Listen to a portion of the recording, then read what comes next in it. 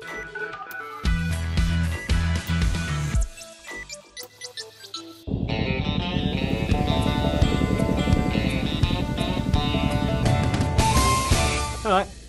They say there's someone out there for everyone. Of course, that's not necessarily true.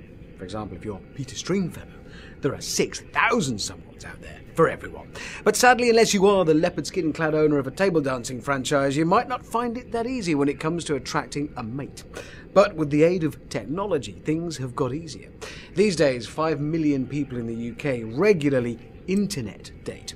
And thanks to the huge growth of the internet, there's now a dating site for everyone, like farmersonly.com.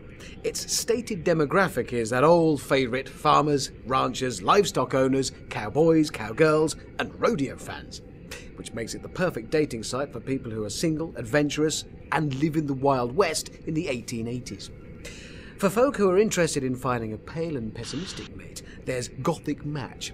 This site promises you will find the perfect darkchylde to bring back to your lair.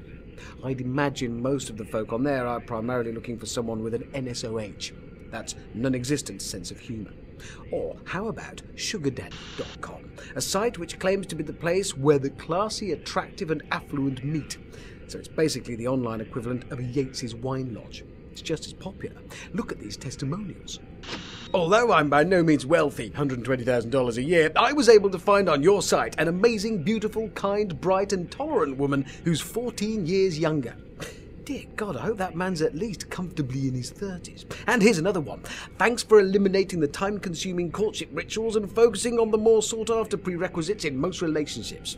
Interesting use of language there. Some people call it the more sought-after prerequisites, whereas I find it easier to just use the word cash.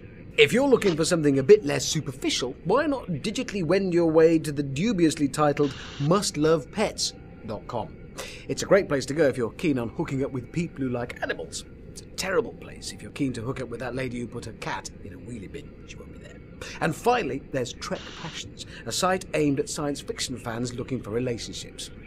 There's a rarity. You don't often hear the words science fiction fans and relationships in the same sentence. Unless it's a sentence like, you don't often hear the words science fiction fans and relationships in the same sentence. Then you do. So there you go. Whether you're a cowboy, a goth, an animal lover or a Trekkie, modern technology can sort your love life at the click of a button. Beam me up, Barry. They're not. Oh, hang on.